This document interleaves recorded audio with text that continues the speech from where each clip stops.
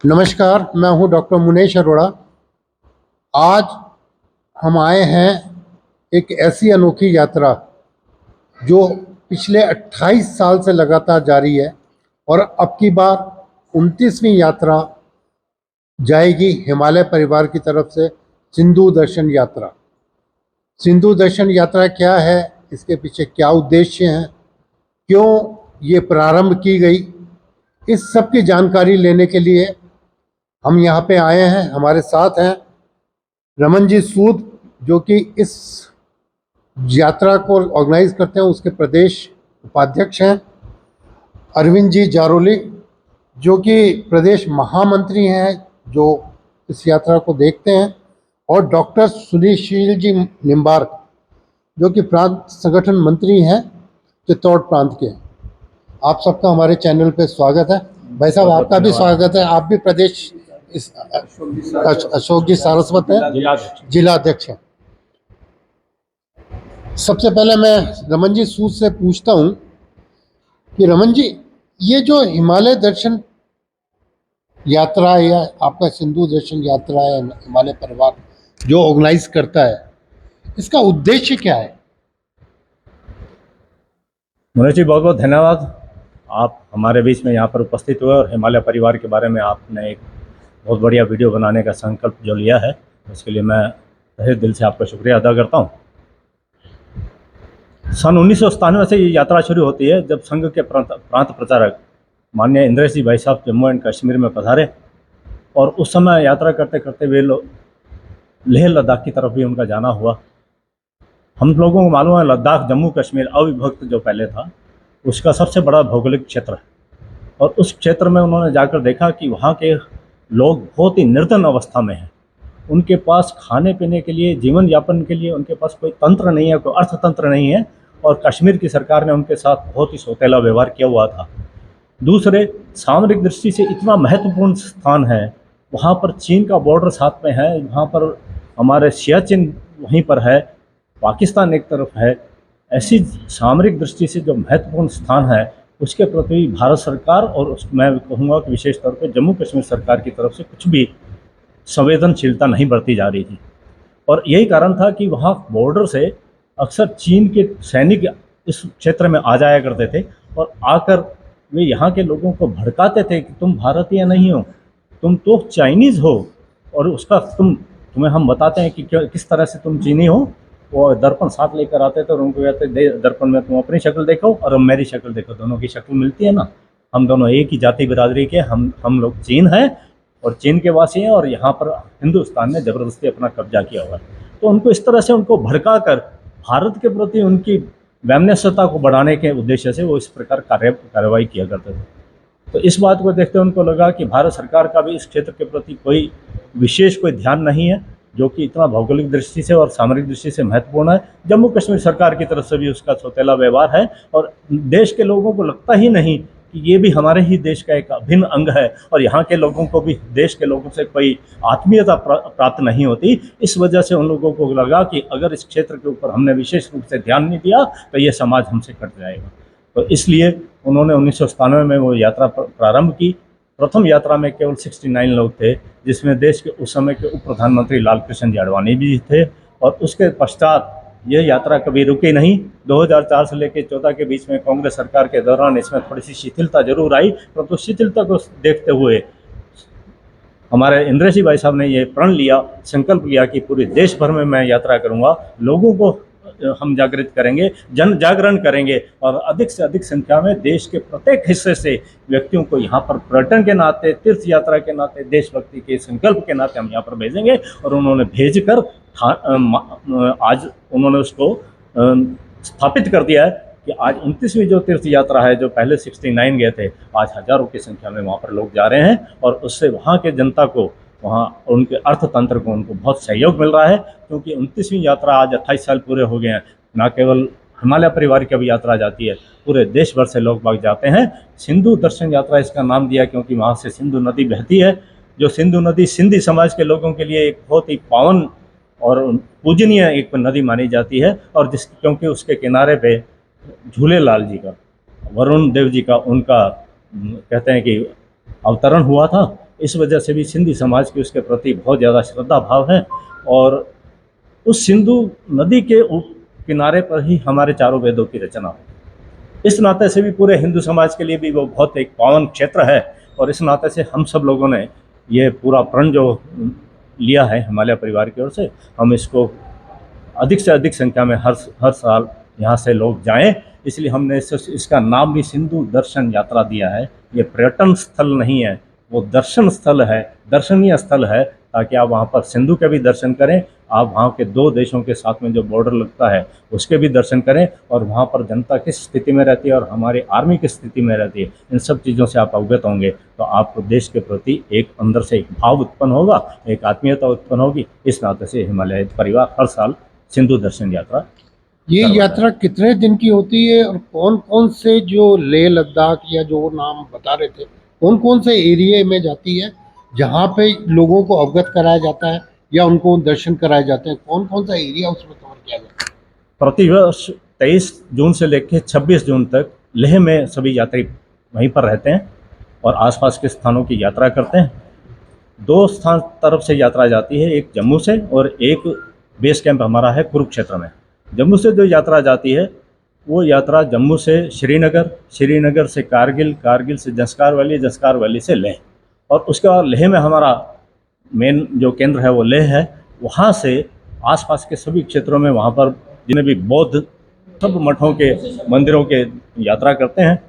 और उसके साथ साथ सामरिक दृष्टिकोण से पेगोंग से लेक, जो कि अभी आपको ध्यान में है 4-5 साल पहले एक बहुत ज़बरदस्त वहाँ पर चीन और भारत के सैनिकों के बीच में भिड़ंत भी हुई थी, और उस पेगोंग लेक का लगभग 1/3 हिस्सा हमारे हिस्से में है और बाकी का हिस्सा जो है चीन के हिस्से में आता है।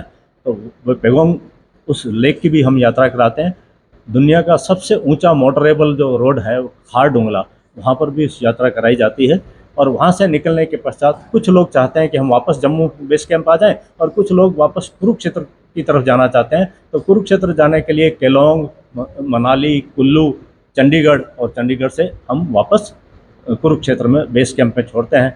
तो सभी यात्रियों को किसी भी या तो जम्मू में बेस कैंप में अपनी यात्रा प्रारंभ करनी होती है हिमालय परिवार की ओर से, और कुरुक्षेत्र में खत्म होती है, या जम्मू से शुरू करके जम्मू खत्म होती है, या कुरुक्षेत्र से शुरू करके वहाँ तक जाके वापस कुरुक्षेत्र में खत्म होती है। इस तरह से ये 4 यात्राएं ये निकलती हैं। और 5वीं यात्रा जो बाई प्लेन आयोजित की जाती है कि वे सभी यात्री दिल्ली से सीधे लेह उतरते हैं और वो 23, 24, 25, 26 वहाँ पर रहते हैं और उसके बाद पुनः वापस हवाई यात्रा के माध्यम से वापस दिल्ली आ जाते हैं। तो इस प्रकार से जरूरी साहब, प्रदेश इस बार सिंधु दर्शन के लिए कितने लोग जा रहे हैं और उदयपुर से इस यात्रा में कितने लोग जा रहे हैं? नमस्कार मुनेश जी। राजस्थान से सिंधु दर्शन यात्रा के लिए 177 यात्री इस बार पार्टिसिपेट कर रहे हैं और उदयपुर से 58 है, जैसलमेर से 6 हैं, जयपुर से 32 हैं, कोटा, बीकानेर, जोधपुर से भी इसमें यात्रियों ने पार्टिसिपेट किया है। लगभग 18 डिस्ट्रिक्ट से यात्री राजस्थान से इस यात्रा में जा रहे हैं और लगातार पिछले 28 वर्षों से ये यात्रा चल रही है और इस बार भी इस यात्रा में यात्रियों में अच्छा उत्साह है। कुछ इस बार हमको यह ऐतिहासिक यात्रा है और एक एडवेंचर टाइप यात्रा है जी, साहसिक यात्रा है। एक वहाँ का जो घाटी का जो क्षेत्र है उस क्षेत्र को प्राकृतिक दृष्टि से देखने के लिए, सफ़ेद रेगिस्तान को देखने के लिए लोगों में काफ़ी उत्सुकता है और ये यात्रा इस बार देश भर के हमारे यात्रियों के साथ सानंद देश भर में से कहाँ से ये यात्रा आती है वहाँ पे जम्मू? लगभग प्रदेश हिंदुस्तान के सभी प्रदेशों से इसमें पार्टिसिपेट होता है। केरल से लेकर कन्याकुमारी तक के, असम से भी हैं, कर्नाटक से भी हैं, गुजरात से भी हैं, महाराष्ट्र से भी हैं।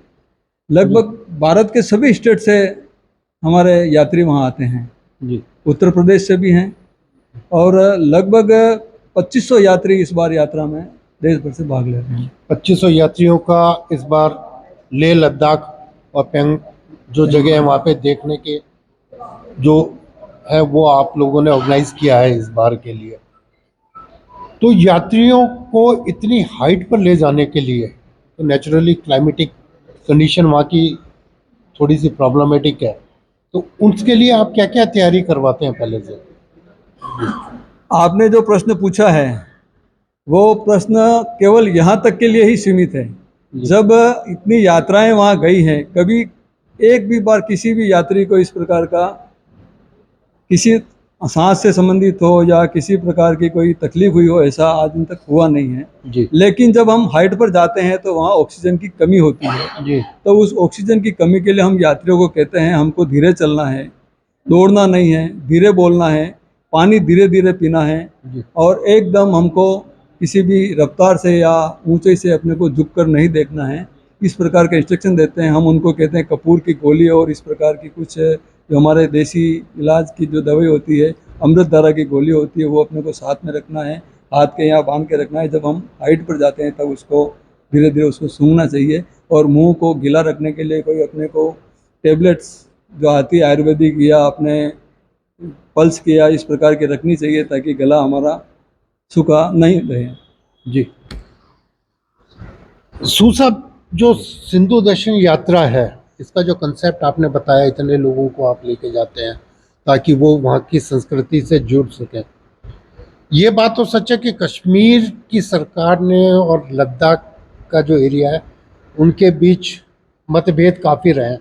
अभी मैं संसद में जो लेह के सांसद है उनको सुन रहा था, तो उन्होंने कहा कि जब 6 यूनिवर्सिटी खोली गई थी तब भी एक भी यूनिवर्सिटी वहाँ पे नहीं थी, और मोदी सरकार के आने के बाद एक यूनिवर्सिटी पहली बार सेंट्रल गवर्नमेंट की तरफ से लेह लद्दाख क्षेत्र में खोली गई है। तो ये डिस्क्रिमिनेटरी तो थी, मगर जिस तरह के हालात अभी ये पुलवामा के बाद हुए या जो हालात हुए, उसको लेकर भी लोगों के मन में कोई आशंका होगी, कुछ डर होगा। इस माहौल में आप लोगों से जब बात करते हैं ले जाने के लिए, तो वो क्या कहते हैं आपसे, क्या रिएक्शंस लोगों के रहते हैं उन पे? बहुत अच्छा प्रश्न पूछा आपने। एक बार तो जब भारत और पाकिस्तान के बीच में जो अभी सीमित युद्ध हुआ, उसको लेके एक बार तो सबके मन में आशंका हुई कि अगर ये युद्ध आगे बढ़ता है तो शायद हम यात्रा कर पाएँ या न कर पाएँ, ऐसी आशंका सबके मन में आ जाना स्वाभाविक सी बात थी और आई भी। परंतु चूँकि कुछ ही दिनों में युद्ध विराम हो गया और उसके पश्चात ऐसी कोई परिस्थिति नहीं दिख रही है, सर्वत्र शांति है। दूसरे ये कि हम जब लोगों से बात कर रहे थे कि क्या किसी के मन में आ रहा है कि यात्रा कैंसिल करवा दें, हम नहीं जाएं, कोई उनके मन में डर हो, तो ऐसा किसी के मन में भाव नहीं आया। उसके गुमान था, विश्वास था और उन्होंने कहा कि हम ये यात्रा अवश्य करेंगे। और दूसरे, हमारे यहाँ पर सनातन में तो माना जाता है कि भी हमारे मृत्यु की दिनांक, समय, स्थान सब पहले से नियत है। जो हमारी अगर मृत्यु होनी है, जहाँ पर होनी है, जिस जगह पर होनी है, ईश्वर हमें उस स्थान पर ले ही जाता है। तो उस नाते से भी सबके मन में ये भाव था कि हमारा अगर कुछ भी बिगड़ने वाला नहीं है, इसलिए सब लोग पूरे खुले मन से, जिस प्रकार से युद्ध से पहले की परिस्थितियाँ थी और जाना चाह रहे थे, उसी प्रकार से उसके पश्चात भी जाने के लिए आतुर हैं। और आज भी हम सब लोग यात्रियों को जो जा रहे हैं उनको यहाँ पर आज हमने सबको बुलाया है ताकि हम उनको यहाँ पर अभिनंदन कर सकें। उनको जाने से पहले उनकी विदाई समारोह एक तरह से हम आयोजित कर सकें। और आप देख रहे हैं कि जितने यात्री अभी यहाँ पर उपस्थित हो चुके हैं, उन सब यात्रियों के चेहरे पर किस प्रकार से प्रफुल्लित हैं चेहरे उनके, किस तरह से खुशी है। और सबके सब जाने के लिए मतलब एक नया उनके जीवन में अनुभव आएगा, उस अनुभव को अर्जित करने के लिए वो कितने आतुर हैं। आप मोहसिना सर, मैं कहूँगा कि मेरे कैमरामैन से कि आप सबको दिखाएं जो लोग आज यात्रा पे जा रहे हैं, तो उनको भी आप बताएं कि किन किन का अभिनंदन आप कर रहे हैं यहाँ पे, और उनके बारे में भी थोड़ा सा विजुअलाइज कर दीजिए ताकि ये पता लगे कि ये लोग इस समय यात्रा पर जा रहे हैं। और इनका स्वागत करने के लिए आज सूद साहब, जरोली साहब, निम्बार साहब और सुनीला, अच्छा समारोह आपने ऑर्गेनाइज किया है ताकि लोग यहाँ से जाएं तो वो एक प्रफुल्लित चेहरे के साथ, एक प्रफुल्लित मन के साथ को कोई बात कहना चाहे या उनको इनवाइट करना चाहे कि लोग ज़्यादा से ज़्यादा इस यात्रा से जुड़े, ऐसा कोई डर नहीं है, उसके बारे में आप कुछ कहना चाहें? मैं तो पूरे उदयपुर के समाज से और जहाँ जहाँ भी इसके दर्शक हैं जो इसको देख रहे हैं, उन सबसे ये निवेदन करना चाहूँगा कि प्रत्येक वर्ष हिमालय परिवार की ओर से ये यात्रा आयोजित की जाती है। आप देश के किसी भी कोने में क्यों ना हो, आप सब लोगों को एक ना एक बार आपको इस क्षेत्र का जरूर दर्शन करना चाहिए। सिंधु दर्शन यात्रा एक ऐसी यात्रा है जिसमें आप देशभक्ति भी उसके उसके अंदर समावेश है, उसके अंदर पर्यटन भी समावेश है, उसके अंदर थ्रिलिंग एहसास भी समावेश है और एक तीर्थ यात्रा भी है। सब तरीके का एहसास आपको होता है। आप देश के एक अत्यंत दुर्गम क्षेत्र की यात्रा करते हैं तो आपको पता पड़ता है कि हमारे फौजी भी किस हालातों में वहाँ पर उस दुर्गम क्षेत्र में दुर्गम अवस्था में रहते हुए किस तरह से देश की रक्षा परिस्थितियों में करते रह हैं, देश की रक्षा करते हैं। और हमारा उससे जब हम दो चार होते हैं तो हमारे मन में भी देशभक्ति हिलोरे मारती है। मैं सब लोगों से निवेदन करना चाहूँगा कि आप एक ना एक बार पूरे परिवार सहित इस हिंदू दर्शन यात्रा में अवश्य सहभागी बने और वहाँ की उस क्षेत्र की जनता के उस अर्थतंत्र में भी आप सहयोगी बन के अपनी सहभागिता दिखाएं। यही मैं निवेदन करना चाहूँगा। एक बहुत ही खूबसूरत धार्मिकता से जुड़ी हुई, एक हमारी भावनाओं से जुड़ी हुई और एक अखंड भारत के सपने के साथ जुड़ी हुई ये सिंधु दर्शन यात्रा है। देश का वो कोना जो सर्दियों के दिनों में काफ़ी हद तक हमसे कटा सा रहता है, लेह लद्दाख -30 से 35 डिग्री -30 से 35 डिग्री, वहाँ गर्मियों में जाना और उस क्षेत्र को देखना और वहाँ जिस परिस्थितियों में लोग रह रहे हैं उसका अनुभव करना एक बहुत ही सुखद अनुभव है। और उसके लिए जब आप सामूहिक रूप से जाते हैं तो उस यात्रा का आनंद ही कुछ अलौकिक हो जाता है। और वो अलौकिक क्षेत्र भी है अपने आप में। चांदी के पहाड़ आपके सामने आपका स्वागत करते हैं और हिमालय आपके सामने रहता है।